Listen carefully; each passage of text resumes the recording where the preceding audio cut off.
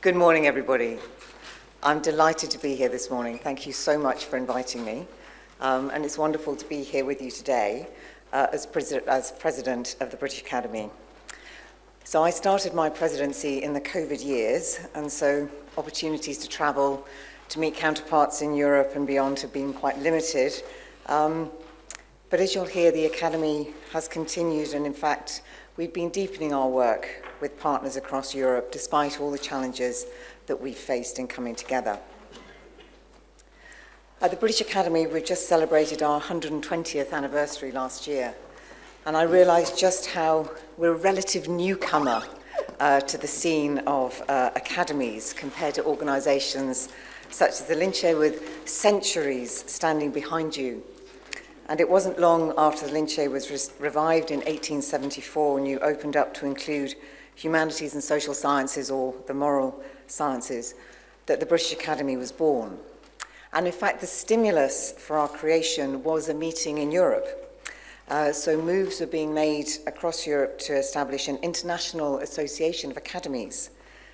And it was realised in the UK that we had no body representing the literary sciences, as they were then termed. So what started out as a British Academy committee attached to the Royal Society is now a thriving and independent but connected organisation, focusing on the humanities and social sciences, but firmly part of what my immediate predecessor, Professor David Cannadine, called the Global Republic of Letters. And we still host and attend meetings, a lot of them, but our work as the UK's National Academy is about so much more. So the theme of my talk today is how we as academies can play an important part in the future of Europe. And I will argue that we can do this by connecting knowledge and people to address issues and understand this changed and changing world. Before I turn to that main theme, however, I just want to give you a little insight into some of the work at the British Academy to give you an illustration of how we are trying to achieve some of these in different ways. So we've recently published our new strategic plan, which takes us to the end of 2027, in which we outline our vision of putting humanities and social sciences at the heart of understanding the world and shaping, we hope, a brighter future. In practice, that means investing in research, celebrating knowledge, engaging with others, and collaborating widely. In terms of investing, the British Academy is an important funder of humanities and social sciences in the UK and internationally. We are independent from government, but we do receive most of our funding from that source, as well as from charities and foundations. And we use that to invest in the very best researchers and research through a range of funding programs, from our unique small grants scheme to our postdoctoral fellowships to our international collaborative grants.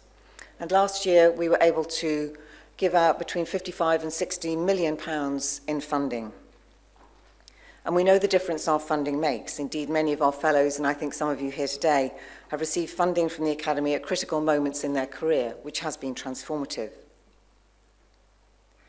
In terms of celebrating our knowledge and insights, we will continue to celebrate and promote the humanities and social sciences, which we now call SHAPE, standing for Social Sciences, Humanities and the Arts for People in the Economy. We developed this term in collaboration with partners such as the Arts Council as a way of informing, illustrating, inspiring people about the value of understanding our human world, people and societies across time and place. And we work to promote the value of research and of our disciplines to policymakers, to decision makers in a range of ways. We provide evidence through our new SHAPE Observatory. We've just undertaken major projects, for example, on issues such as how to increase the take-up of modern languages in the UK at schools and universities. And we also seek to demonstrate how crucial the insights from social sciences and the humanities are for so many of the world's pressing issues, from climate change to AI, ageing societies to shifting geopolitics. And we're continuing to develop a wide range of work with policy communities to mobilise the knowledge of our fellows and funded researchers in themes such as digital society, sustainable futures, and governance, trust, and democracy. Last but not least, we intend to sustain and deepen our international collaboration. We're proud to support the British International Research Institutes in Europe, the Middle East, and Africa, and including here in Rome at the British School of Rome. And we fund grants specifically to support research at an international level, with over 26 million being invested last year in our international programs and activities across the globe, such as our new global convening program exploring global disorders. Our research touches every corner of the world with work going on in more than 100 countries, helping us to understand societies and cultures internationally, where they have come from, where they are now, and how they might change in the future. And in all that we do, we seek to collaborate. Today's event is one such example of the many cherished and important relationships we have right across Europe and more widely. While each academy in Europe is different, collectively we represent knowledge, curiosity, rigour, and scientific integrity.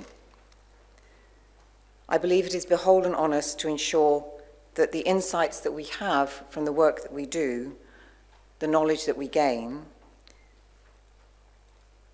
is to mobilise that knowledge and to share it with each other, with policymakers, with industry, and with citizens more widely, in order to build a better world together. And I want to use the theme of connection to explore the role of Europe's academies in promoting and encouraging knowledge and evidence in a time when it is needed more than ever. Despite our different histories, remits, portfolios of activities, the disciplines that we encompass, what all our academies share is that desire to seek knowledge and to put it to use for the betterment of all. But insights, expertise, ideas, innovations, collaborations don't just happen. They need bodies like ours to bring them together, to facilitate their translation, as it were, into the wider universe, and to support and nurture the research and the scholars that generate the knowledge we have today and the knowledge that we will use tomorrow for the wider benefit in addressing some of the biggest challenges we face. As I say, from pandemics to climate change, inequalities, global discord, and the values and indeed value of human rights and democracy. So, let's have a little look at the different ways in which we connect. I'm going to start by looking at how we connect outwards, by connecting researchers and scholars to those influential decision makers in policy, business, and other leaders across society. As academies, we can bring independence, authority, and objectivity to complex issues and challenges in public policy. At a time when many debates within our society have become polarized and antagonistic, we believe that academia and the academies have a vital role to play in enhancing the rigor, balance, and ambition of public debate.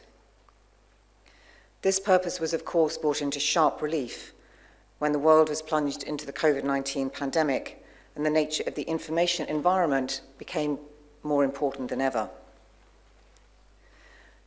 So, as with you, and indeed in some cases in collaboration with you, we move swiftly to mobilise the insight and expertise of our fellows and funded researchers to work across public projects in response. This work took many forms and often involved in the UK close collaboration with the other national academies, the Royal Society, the Royal Academy of Engineering, and the Academy of Medical Sciences. Rapid reviews of existing research were undertaken, for example, concerning vaccine hesitancy, the behavioural aspects of compliance with face masks rules, and importantly, misinformation.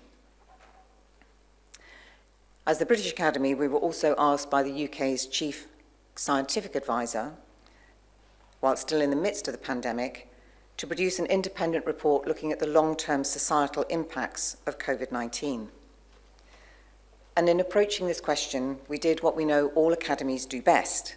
We engaged in a very intensive way with over 200 people in our fellowship and across our research community. We mapped research projects, reports, and initiatives underway, and we had an open call for evidence. So we worked in that very open, collaborative way, which we know is the best way to produce new knowledge. I won't rehearse the findings in detail, but what we did manage to do was mobilize the insights of our disciplines, social science and the humanities, in conjunction with the insights of others, to really focus on how we need to look forward in dealing with the long after effects of the pandemic. Because whilst the virus may now be controlled, as it were, the long-term effects are those which we are feeling right now. Both COVID and pandemics across history have shown us that pandemics are as much social and economic crises as they are medical and health ones. History also indicates that times of upheaval can be opportunities to reshape society. But this requires vision, and it requires political, cultural, economic and social change. And this is where academies come to the fore, and it is most evident that our connected knowledge is critical to our future. So we're delighted that the S20 now includes the SHAPE and STEM subjects, so encompasses both, as you yourselves do at the Academy. At the time, we established a similar SSH7, and we've been delighted with the ongoing collaboration that has grown from that engagement with academies across the G7, including the Lincei, and indeed we thank you enormously for your leadership and continued support which you have shown. Our work together included a series of statements relating to the recovery from the pandemic, covering topics from community engagement, trust and data, inequalities and cohesion, through to fiscal policy and education skills and employment. And following on from those statements, we've supported 17 research projects focused on COVID-19 vaccine engagement alone across the G7. So that brings me to our second point of connection, connecting knowledge. Academies span the disciplines and connect knowledge, bringing insights together in a way that few organisations can. From our G7 funding, this included research in Italy on understanding vaccine rejection in chronically neglected communities, exploring how basic practices such as translating information into different languages can reduce the gap in vaccine take-up between migrants and local populations and counter online disinformation. And we've continued to invest in projects relating to pandemics because connecting across the disciplines requires sustained effort and engagement. These are all excellent examples of how connecting knowledge to produce new insights and connecting them to policymakers and channeling some of those insights back into our disciplines can create a virtuous circle of knowledge production, insight, and mobilisation that underscores the vital role the Academies of Europe play in our future. The challenges facing Europe and the rest of the world are possibly at the most pressing and the most complex they have ever been. As befits their description, these polycrises are multifaceted and have tangled interdependencies. Shifting geo-politics, the urgent need to transition to a pro-environment economy, increasing threats to democracy, continuing inequalities are just some of the issues facing us today. And in such a fractured context, researchers across the disciplines have an important role to play in forging collaborations to make new discoveries, in upholding principles of scientific inquiry, academic integrity, and freedom to debate, and in mobilising knowledge and insights to help us find a way through. Because thirdly, my third point of connection, academies connect people across the world. As I've been alluding to so far, but I'll now state absolutely explicitly, research is and must be an international endeavour. And so the third area I want to address is how future of the academies within Europe is about connections across Europe and the world. In terms of the British Academy, we fund projects to facilitate international engagement to further curiosity-driven research, interdisciplinary expertise, and policy-led work on major challenges. We actively support the mobility of UK-based researchers so that they can go and work elsewhere, and for those elsewhere and come to work in the UK. We also, most importantly, support academics at risk. And I'm very proud that the British Academy has a long history of supporting academics who are at risk in their own countries.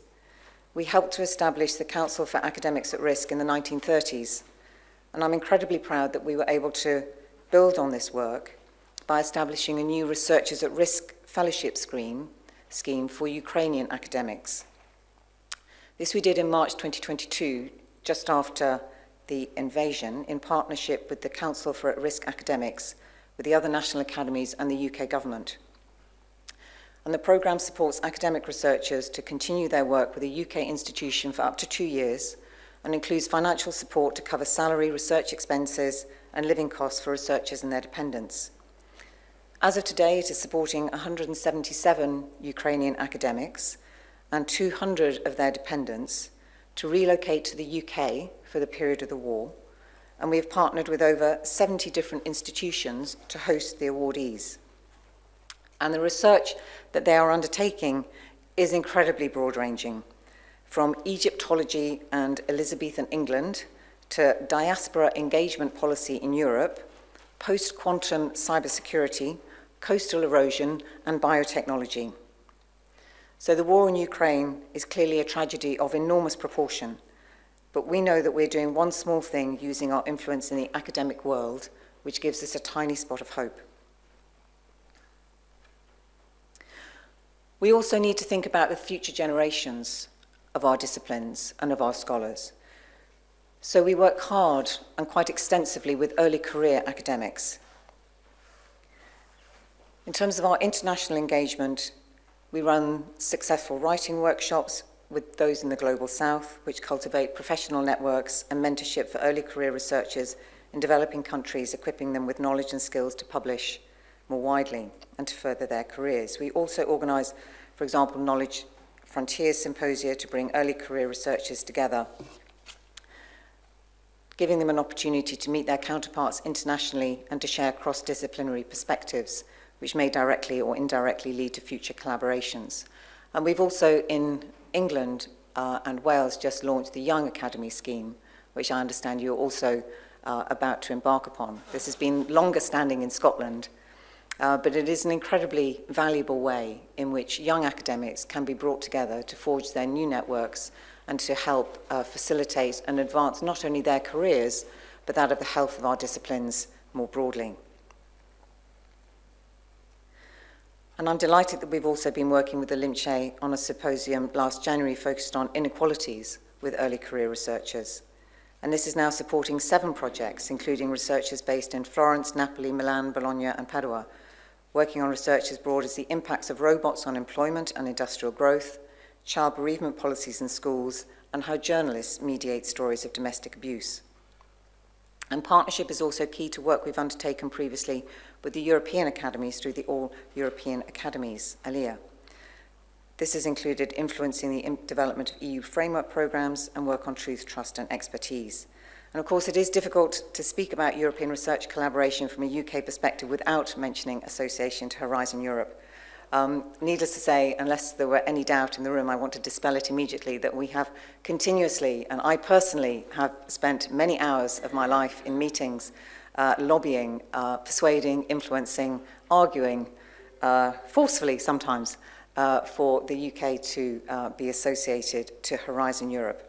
And we do hope that the negotiations which are currently underway will come to fruition positively and quickly. And your continued support and encouragement for this goal is very much appreciated.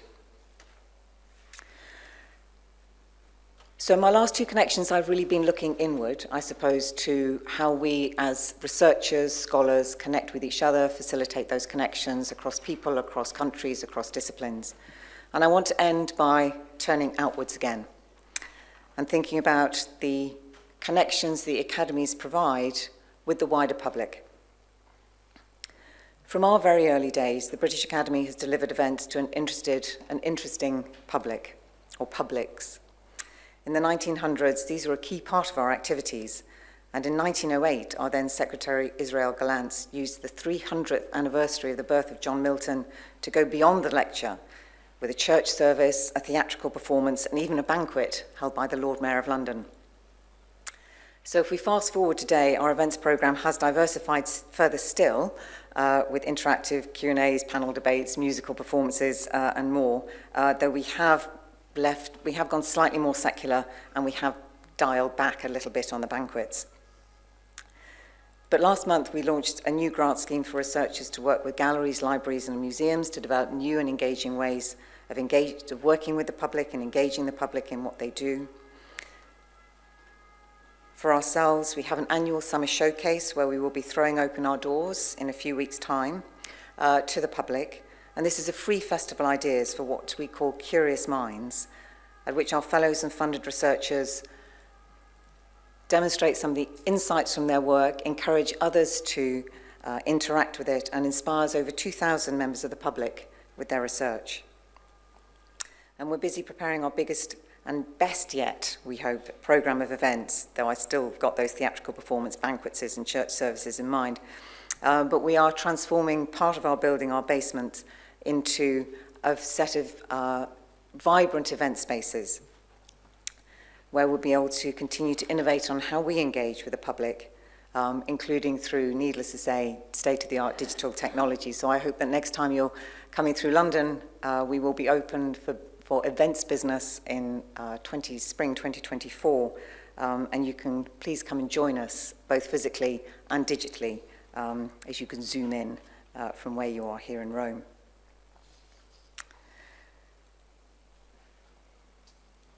We also have a book prize for global cultural understanding, which has become an established fixture in the non-fiction prize circuit and showcases a range of authors from around the world.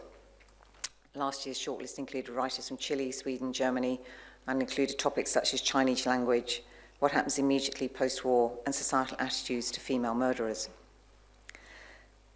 And our fellows and funded researchers populate many of the non-fiction shelves in bookshops the world over and are in demand by the media too. In fact, when I got back to my email last night, having had a very nice dinner, thank you very much, I discovered an email from Newsnight, which is a BBC news programme. It happens quite late in the evening, asking if I could turn up to their London studio at 10:30 that evening to talk about the regulation of AI. So I had to explain that I was actually currently sitting in Rome, and it would be impossible for me to turn up to their studio. And anyway, 10:30 in UK time had actually by this time passed. But it gives you an indication of the role, I think, that we as academics have to play as objective, rigorous, critical inquirers into some of the most pressing issues of our time. And it's my view that providing the public with access to high-quality, evidence-based information is a role that European academies and academics are particularly well-placed to play. We're independent, we're free of political agendas, and we are a trusted place to turn in this area of mistrust and information overload. As I have been emphasising, I think we have a responsibility to share our knowledge and to inspire others to join us in our quest and thirst for new knowledge and insights, and to debate and engage as widely as we possibly can. So to conclude, I turn to the English philosopher and physiologist John Locke, who himself is an example of interdisciplinarity and connected knowledge in action, and would probably have been elected a Fellow of the British Academy if we were around back then, though it is quite difficult to get into. But writing to a gentleman, I quote, about the importance of reading, he said, and I quote, "The improvement of understanding is for two ends. First, our own increase of knowledge, and secondly, to enable us to deliver that knowledge to others." I hope that I've been able to illustrate by referencing some of our own work and that we do in collaboration with valued partners in the Academy, such as the Lincei, the role that Europe's academies can and do play in connecting people and knowledge for the benefit of everyone. Thank you.